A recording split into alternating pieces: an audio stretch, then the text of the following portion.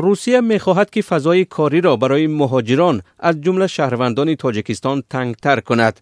وزارت مهنت روسیه از مقامات این کشور خواسته است که در سال 2026 سهم کارگران خارجی را در 9 ساحه از جمله بناکاری پایین بیارند.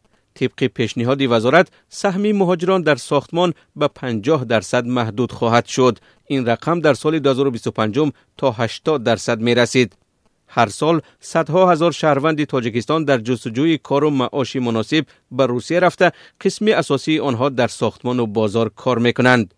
سهم مهاجران کاری در ساحه سبزوادکاری، تجارت چوب و تخته و کار در خواجگی جنگل در روسیه در سال 2026 نه بیشتر از 40% پیش بینی شده است.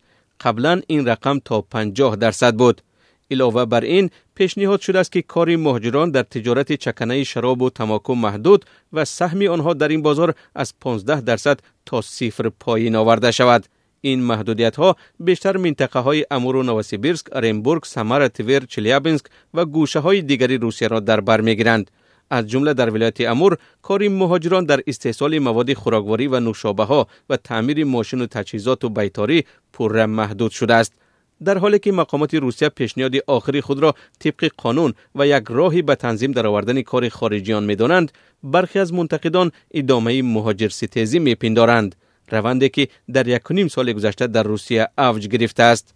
در نیم سال اخیر در روسیه زیاده از 30 قانون نو قبول شده است که محدودیت‌های زیادی را برای مهاجران کاری در این کشور جاری نمودند.